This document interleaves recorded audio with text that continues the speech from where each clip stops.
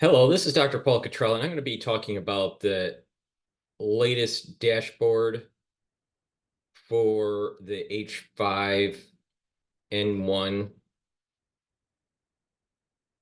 issue here. So I'm recording this on 5/28, so the dashboard has been updated over the holiday. But before we go over that, what I'd like to do is just remind the audience here to go to my store, the-studio-reykjavik.com. And there's a lot of things that you can get. For free, I have uploaded the PDF files for the 2020 crisis and, also some other stuff like cancer, about viruses, about, you know, um, other pathogens, some key information I think that you should read. In addition, to help support my work, you can also donate at the bottom of my homepage. You can donate through Stripe, PayPal, and Buy Me a Coffee. Just click the button here and it'll take you to a page for you to donate. In addition, I have these classes that you can purchase, a pulmonology class and an immunology class. So to purchase that, you just go to classes under store and you can click. For $50, you get a lot of information on pulmonology. Listed here are the topics. Each one is a separate lecture. There's 22 lectures in the pulmonology with PDFs and a video. With the immunology, this is going to be starting, the courses will be released on June 3rd, so you can pre-order. And there are 16 classes with PDFs and videos. So you'll learn a lot about immunology. It's a pretty interesting topic. So please go to the store and purchase the lectures on pulmonology and immunology. Now, I also have ebooks that you can purchase to help support my work. I have 8 ebooks. Some of it's on finance, some of it's on genomic revolution, some of it's on artificial intelligence and some of the problems with it. I have a book on endocrinology and then on chaos theory. Now, I also have supplements. I have structural nanosilver supplements. You can get toothpaste, you can get liquids and soaps and gels, lozenges, drops, and multivitamins and probiotics. I have an applicator that you would use if you purchase one of the liquids. You can purchase the applicator and you can store the liquid in these applicators so you can take it into your, and take it to work in a bag or something or during travels. In addition, I have C60, a very strong antioxidant. I have it in a 2-ounce, a 4-ounce, 8-ounce configuration. I have it in extra virgin olive oil, coconut oil, the MCT coconut oil, and the avocado oil. So extra virgin olive oil, avocado oil, and coconut oil. Boomer products. I have a lot of different Boomer products. D3, vitamin C, omega-3, ashwagandha, Goodnight formula, probiotics, resveratrol, B complex, turmeric, magnesium and zinc, lignans, which is very important for you to be taking to boost up your immune system, collagen powder, digestive enzymes, and clarity factor. In addition, I also have the all natural deodorants for males and females. You can get in citrus or in peppermint, lavender, and tea tree. It's a very high quality deodorant. It's made from essential oils from the Himalayas. And I also have a even better bar that will help with skincare. It'll help to heal wounds. It'll help to heal minor burns, abrasions. It will also reduce muscle pain, bug bite, itch, rashes. So apply the bar on that. If you don't have anything wrong with your skin and you just want to keep your skin healthy, apply the bar on your skin every day. And you'll notice that your skin is much smoother and has a kind of a shine to the skin. So it's a very high quality bar. So please go to the store, the-studio-reykjavik.com. And lastly, I have curated these anti-aging boxes. What these boxes are for individuals that would like to go and do a one-click and just get a bunch of products. You know, like in this anti-aging advanced box, it's Max 35, which is the structural nano silver liquid. You get a C60, 2 ounce. You get D3. You get vitamin C and magnesium. You get toothpaste. You get a deodorant and probiotic, and you can pick which deodorant you want and which C60 you want. So, you know, this is a great way for you to start on your journey to slowing down the aging process, improving your cellular health, and boosting up your immune system. So take a look at the different boxes that I have. I also have a skincare line here, which is for beginners and advanced. So I have a lot of different boxes here. So take a look at them to improve your health and to boost up your immune system. With that said, I'd like to go to the H5N1. But before I go to the H5N1, let me just remind the audience, for the ones that don't know, the protocol is basically structural nanosilver liquids. You take a teaspoon of it a day, either Max 35, the 14, or the structural solution. Take that, a teaspoon of it a day. If you're not feeling well, take a tablespoon of it a day. The other part of the protocol is C60. Take a teaspoon of it a day. It's a very strong antioxidant. The structural nanosilver liquid will neutralize pathogens. This will soak up those free radicals. And then you want to take D3, omega-3. This D3 will help to do the apoptosis of an infected cell and help with gene expression, proper gene expression. Omega-3 will help with your lipid profile and prevent the red blood cells from sticking. Ashwagandha is important for the protocol to control the blood glucose levels and to reduce inflammation in the cardiovascular system. Turmeric is an antioxidant, but also anti-inflammatory. And you want to take lignans to boost up your immune system. And the digestive enzyme complex will help not only to digest carbs, proteins, and lipids, but it has proteolytic and fibrolytic capability. All right. So it'll help to reduce clots, and in addition, it'll help to break down certain types of proteins. So if you just follow that protocol that I just mentioned here, then, you know, they'll take you a long way to improving your health, on top of adding some other things to it. So with that said, let me talk about the CDC and their dashboard on the H5N1 and the cases. Okay, we have 3 cases this is based on the United States. We have 3 cases in the United States. All right. 2 of them are from this year. 1 of those cases is from 2022. All right.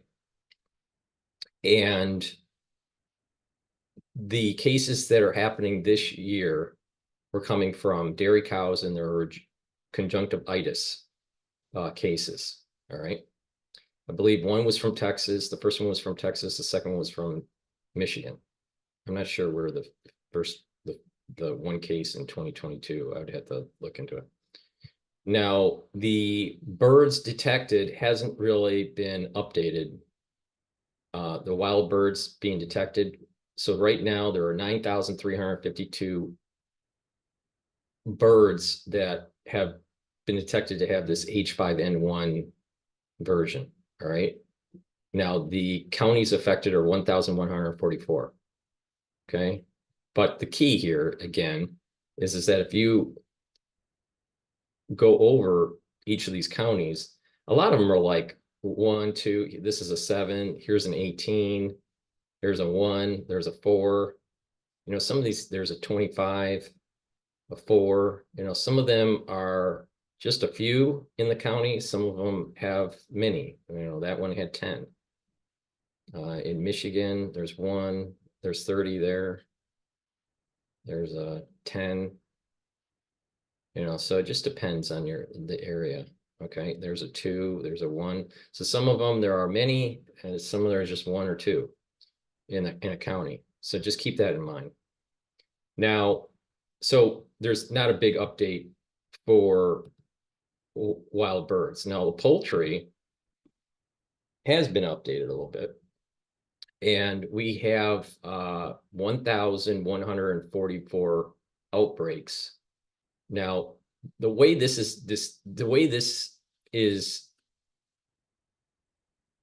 reported on this dashboard is that you have a flock size. Okay, so like for example here in Colorado, this county here has 6,188,840 poultry in the flock.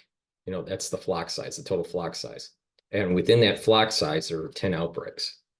All right. But they don't really say how many birds actually, you know, are truly, really affected. I mean, the way this is kind of written, it's this 6,188,000 is potential affected, but they're not really affected because there's only 10. There's only really there's an outbreak, but there's, you know, so, and there's biosafety within these farms. A lot of people don't realize this, that some of the more of the commercial farms, they have different buildings, and the flocks are divided up. And so there's biosafety between the flocks, especially for the larger. Now, some of these flock sizes are, you know, small little farms or maybe even hobbyists. This flock size is 9, and there's 1 outbreak. All right. So, you know, it would be much nicer if they basically said, okay, here's the flock size, and these are the number of animals that were actually tested positive for this H5N1 version, this HPAI version. Okay. But they don't do that. They just tell you the outbreak and the size of the flocks. All right. So in some cases, you know, you're only talking about a very small flock size with 1 outbreak. Here's 1,600 flock size with 1 outbreak. Right. So the outbreak versus the flock size is relatively small, but what could happen is that outbreak could spread to within that flock, and affect them drastically. So there's an increased probability, if the outbreaks start to increase, that there's going to be a culling of the actual poultry, which would increase the prices of chicken and turkey in the United States. Now, if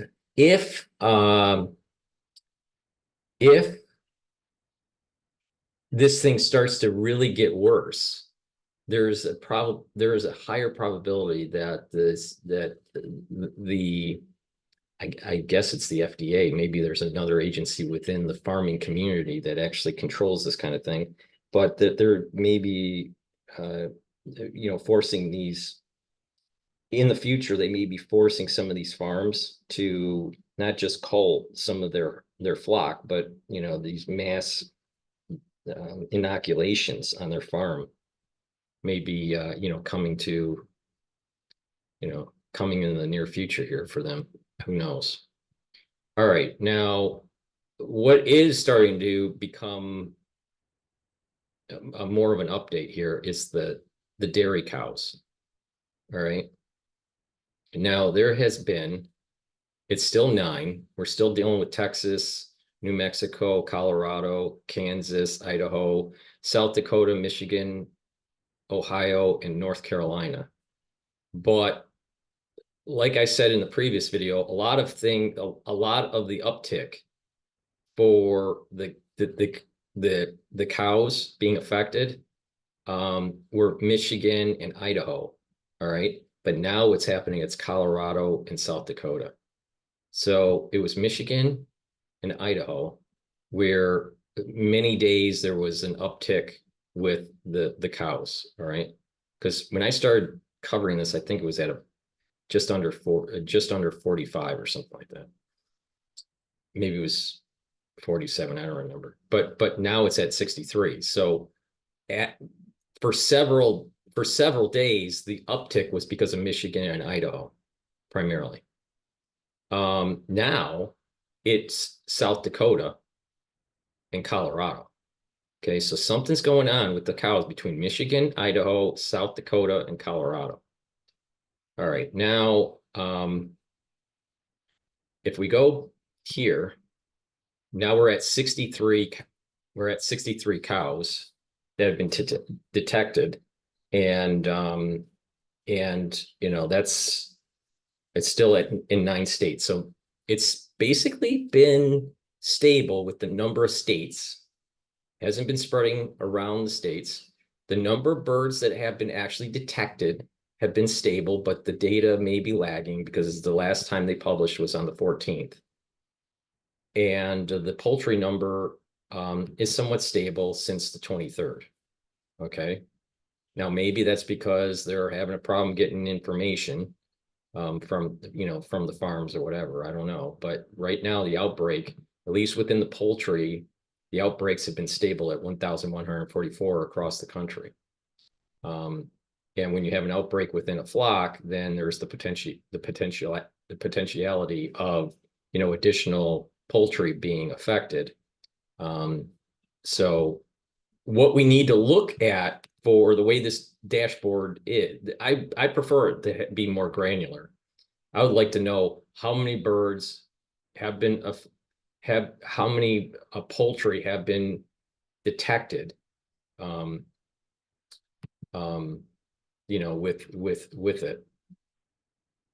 It's not this number. That's the flock size. That's not the total number of birds that actually have tested positive. They don't know how many birds they actually tested positive because they're just sampling it. So I prefer to have an actual number of birds testing positive instead of just saying what's the outbreak, because the outbreak could be one case, right? I just find it just the way they do this seems to be misleading, unfortunately. Like here, you have just one outbreak that could affect 4,100 birds, but it seems to me there's only one bird within that flock that has been tested positive. But that's left for interpretation. We don't really know how many birds within that. It's not all of the birds, but we don't really know. There's only one outbreak.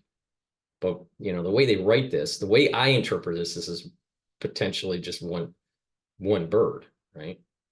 Right here is 30. There's 30 in the flock, but just one bird. There's 20 in the flock, but just one bird because it's just one outbreak.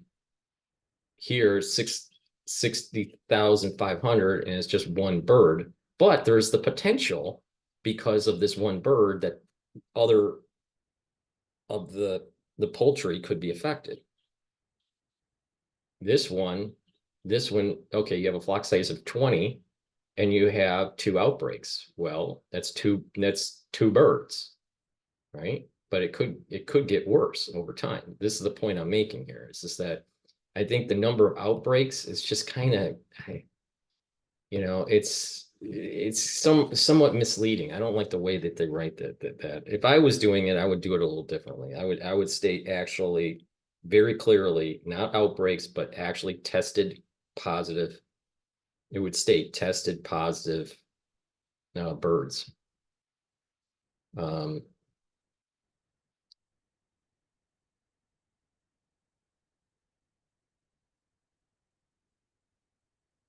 Okay.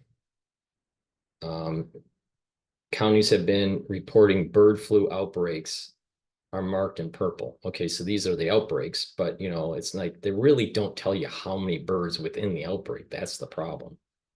You could have an outbreak and it's just one bird, or you can have an outbreak and it could be 10 birds. So, it's just, you get a flock size. So the flock size, the potential, the outbreak is the incident that took place, but it doesn't really tell you the severity of the incident. That's the problem. I don't like the way they say outbreaks. So it's being very misleading here on what exactly this means. Okay. Because at the very minimum, each outbreak is one bird, but there's more than just one bird that's affected. So, but it's not 92 million that have tested positive for H5N1. So it's somewhere in between this. What is it? It's just the way they do this is just misleading. I just that, unfortunately, or just maybe they're just incompetent. All right. So in a nutshell here, there's no new detection of wild birds. See, the way they do the wild bird detection is the way they should be doing the poultry. Exactly the same. Okay, so the wild birds, no change. Data is perhaps lagging. The poultry outbreak has remained since the last video I did at 1,144. So this is the number that we need to look at. And then the herds, since the previous video, have gone up, and they have gone up because of Colorado and South Dakota. South Dakota and Colorado have been the drivers. Previous videos, the drivers were Michigan and Idaho. Now, what does this mean, at the human level? Well, at the human level, there's only been 2 cases this year, and they both have been conjunctivitis. That means that it's not really a respiratory infection for humans. Now, like I said, the molecular biology for this version, this clade version, what's the clade version? Let me write 2.3.4.4. Right? This version is not something that humans should worry about. What should be worried are humans that actually work with these animals. Their herds, their flock could be affected, and they may lose monetarily, either through culling or through the animal dying, or through, the increased costs of, of some sort of inoculation program that the government forces upon the ranchers. So that's something to worry about. If there is going to be a shortage of poultry or beef, or let's say dairy cows or dairy milk, if there's a shortage of that, then that would mean that prices would go up. Now, because the dairy cows are somewhat limited to, them being affected, and it's somewhat minor, and their milk down is less when they're sick, the probability of this being a long-term serious dairy cow supply or milk supply issue, I think, is low, very, very low. And that we're probably not going to see in the grocery store drastically increased supplies. I'm a little bit worried about the poultry because they're not really given enough data on like how many birds actually were detected. They're telling us the outbreak, but they're not really telling us how many birds were actually detected. And that if a culling does take place, then massive cullings that are taking place, then poultry, chicken, potentially even turkeys will end up being more expensive. Egg production would go down, and eggs might also be more expensive. That's only if there is going to be a massive culling of the flock. No new detection of wild birds. Okay, so what does this all mean? This means that the wild birds aren't really transmitting the disease that efficiently to the cows, because there's only 63 cows and only in 9 states. And they're not transmitting to the poultry that efficiently, because there's only 1,144 outbreaks. It could be a lot worse. It could be in the tens of thousands if the transmission was very strong from wild birds to the poultry or to the dairy cows. So that transmission is poor for the H5N1. Now, this H5N1 has mutations in the replicase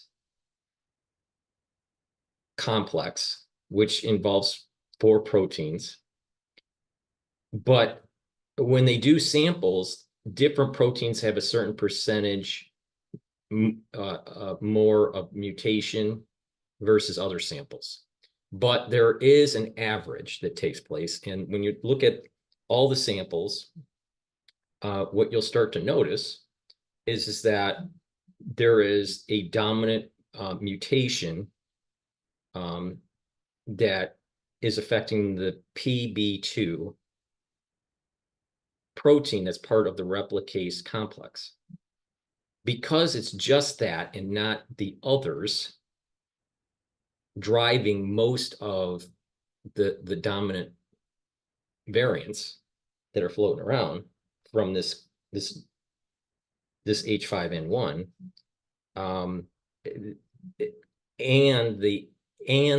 that the NA protein is not truncated, it's not worrisome for humans.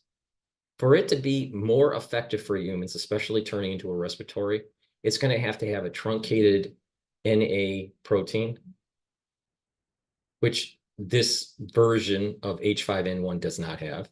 And it's going to have a more robust mutations, in all 4 proteins for the replication complex, which it doesn't have. It's primarily the PB2. There are some mutations in the other 3, depending on the samples. But when you look at the different samples, a different protein within that complex may be, more prevalent for mutation than, let's say, PB2. But when you look at the aggregate of the samples, there seems to be a convergence of mutation, primarily for the PB2 as a main driver. But that replication complex, those replication complex mutations are going to have to be more robust to be able to be more to allow for this to be a problem for humans. Now, why is the replication complex so important? It helps for the virus to actually replicate. Why is the NA protein so important? It allows for the infectivity. So the infectivity for humans is low, and the replication complex is poorly mutated for humans to have severe pathologies if contracting H5N1. So I'm not worried about it. Okay. Now, if we look at it from just wild birds to poultry, or wild birds to cattle, or even poultry to cattle, that transmission mechanism isn't really that good. It's very poor between wild birds and humans, and poultry to humans, and cows to humans. All right. But even with wild birds to poultry to cows, or wild birds to cows, that transmission is better than to humans. But these wild bird transmission to poultry or to dairy cows is just not that efficient. It's not, even though they're using the world's highly pathogenic, right? It's just not. We're already, this data was starting to get compiled in April.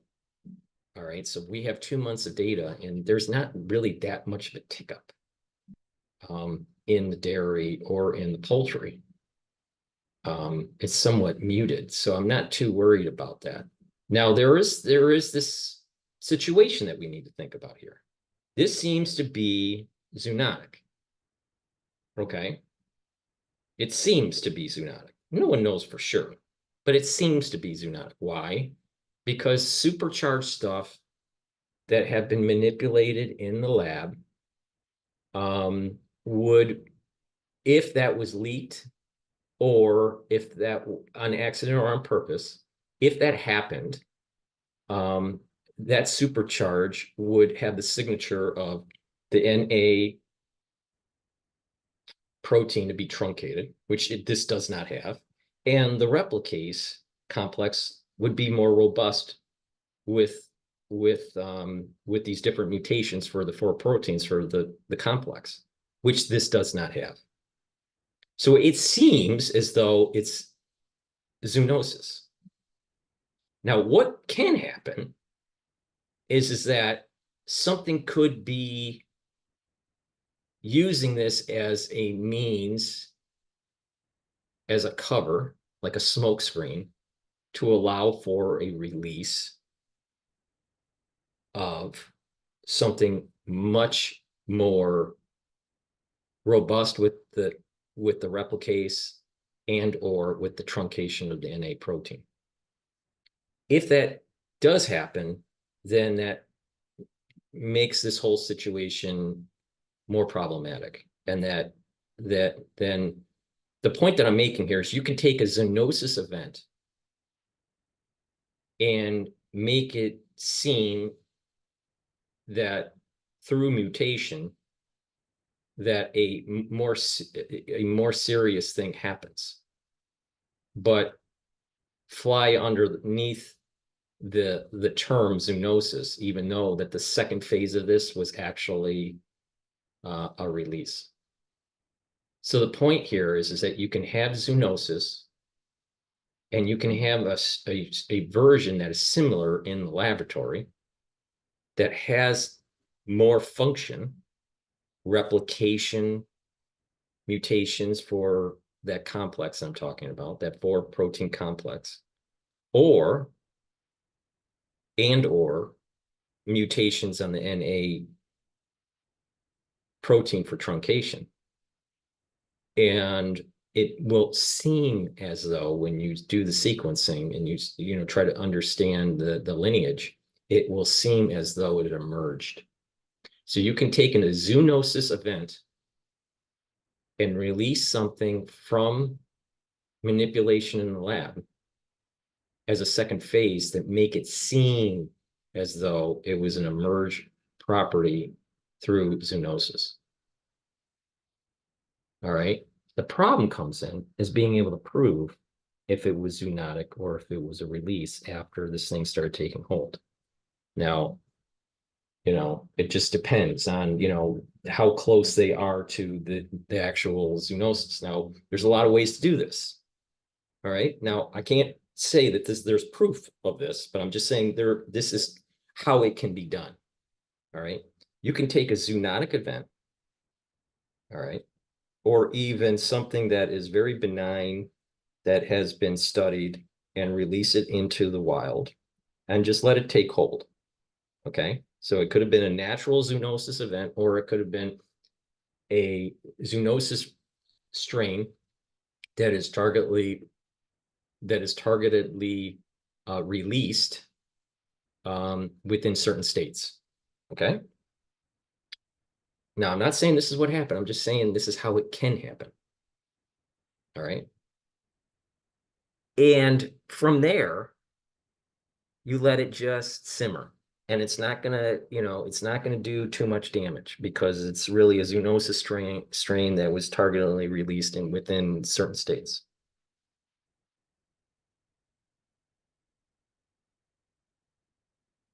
Now, when you do that, you wait, and then eventually you do phase 2.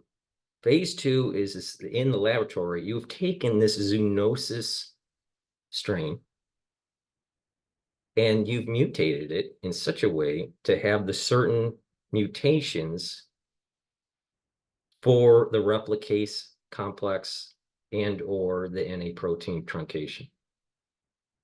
And then you release. in the states where there are outbreaks from the zoonosis, quote, zoonosis strain.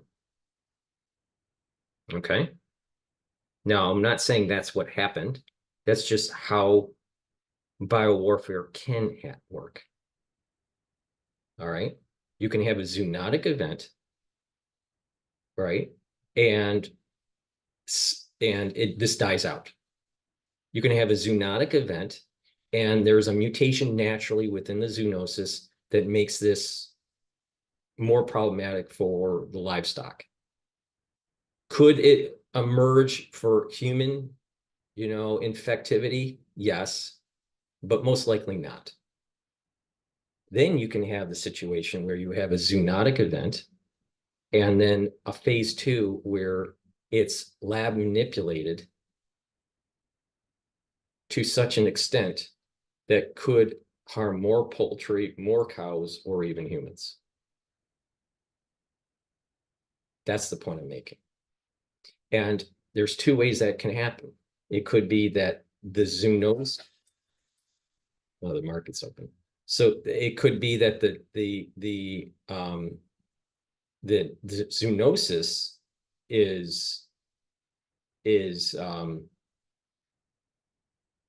version is taken out, studied, and manipulated, and then re-released with higher infectivity for livestock and or for humans. Or it could have been that they have a version of it already that's very similar, that has been already been manipulated, and then for phase 2 released.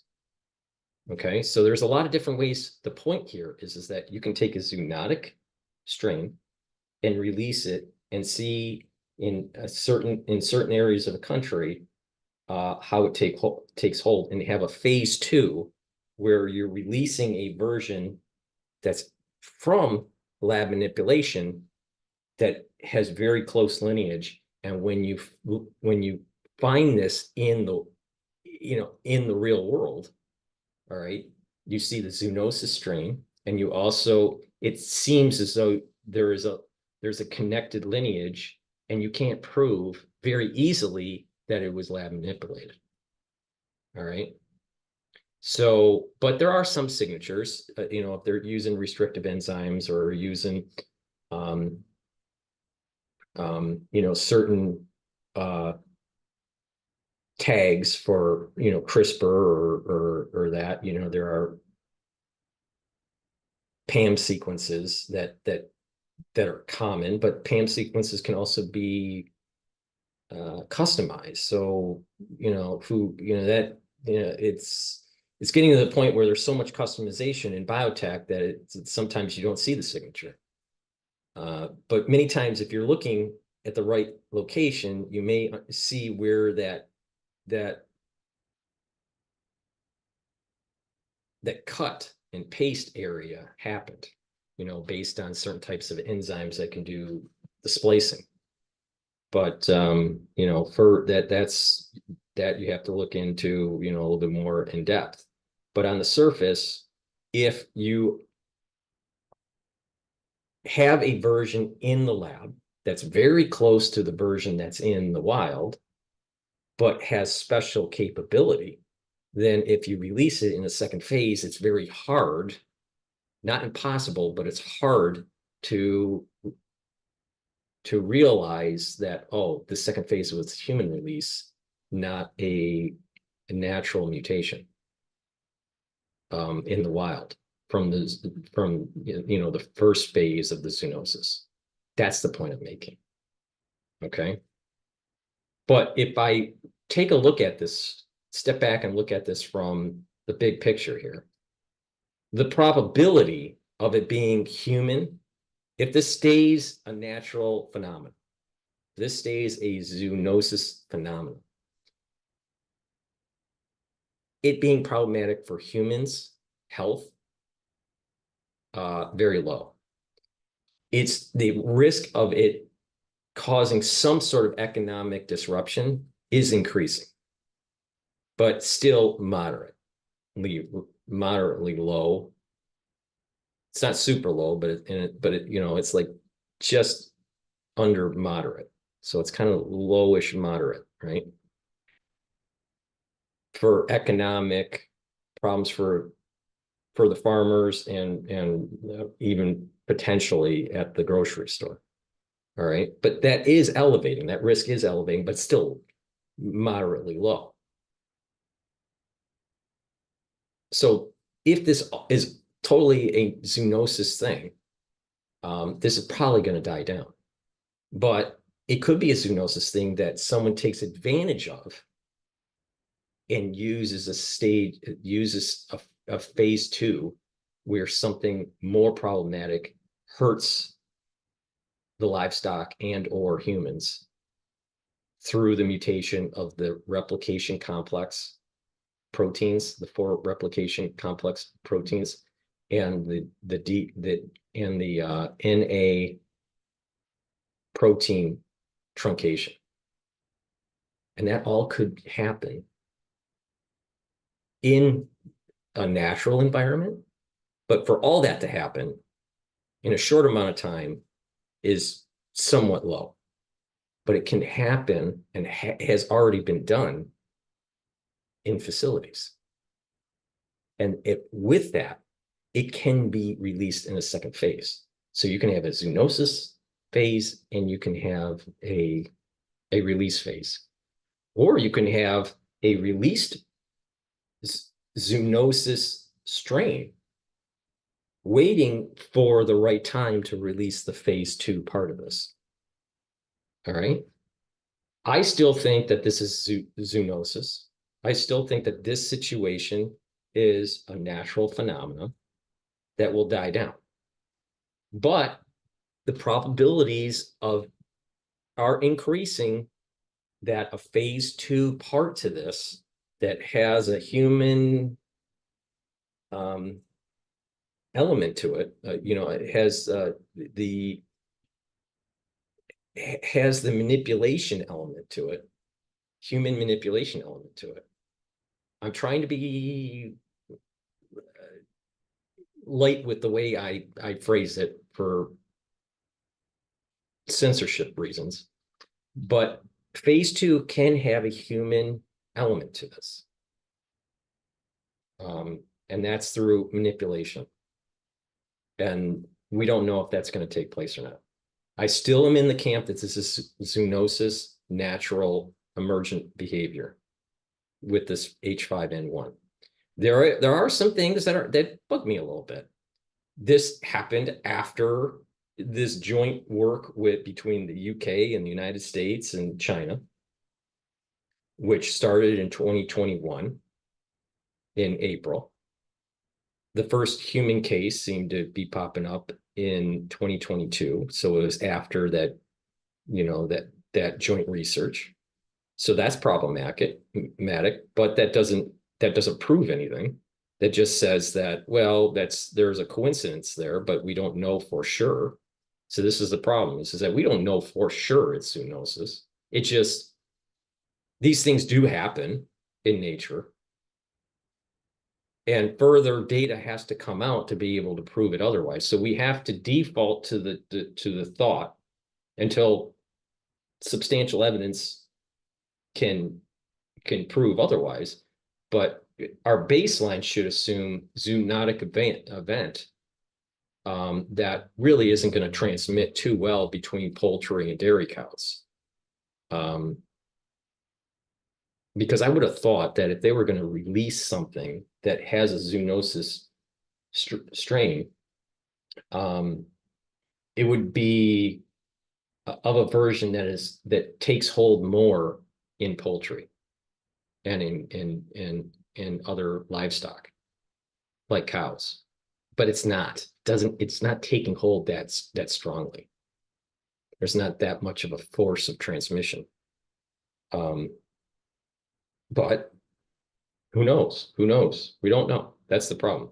I think it's zoonosis and that this is a natural phenomenon that will die out, and don't worry about it for humans. It's possible through zoonosis that something worse will emerge, but lower probability. It is becoming concerning to me that will there be a second phase that is that where there's some sort of release of a strain that is close to what is out there that has all this other capability with the replicase mutations and with the NA truncation. If that takes place, then I would be moving away from the zoonosis. This is all natural, and be more focused on some sort of lab manipulation leak on purpose or by accident. But who knows? Who knows? So that's my take on it. Please go to my store, the-studio-reykjavik.com. Click my different videos that I have also on YouTube, Brighteon, Bitchute, and Rumble. Share those videos. Get the products from the store. Go and follow me on X, GETTR, and Facebook. And also, if you could, please help support my work by donating on my website, the-studio-reykjavik.com, or you can be a paid member on my Patreon channel. And by doing that, you help support my work, help to pay for my news coverage. And for the higher tier members for Patreon, you will get, especially level 2, 3, and 4, you'll get different access to different videos that I've done for the pulmonary module. And when I start releasing for the immunology module, you'll get some access to some of those videos. You will not get the access to the PDFs. That's through the purchasing on the website. So thank you for listening. Hopefully, you understand what I'm saying. I'm trying to be a little coy with the way I say it because of the censorship on YouTube. But it is, just keep in mind, it is possible to take a zoonotic event and in phase 2 create a human release. It's also possible to release something that seems zoonotic at first in the first phase and then have a second phase that makes it worse. And to try to hide it as a zoonotic event. So hopefully you understand what I'm saying. I apologize for me being coy in trying to explain to the public how I'm seeing this as it emerges. Thank you for listening and have a nice day.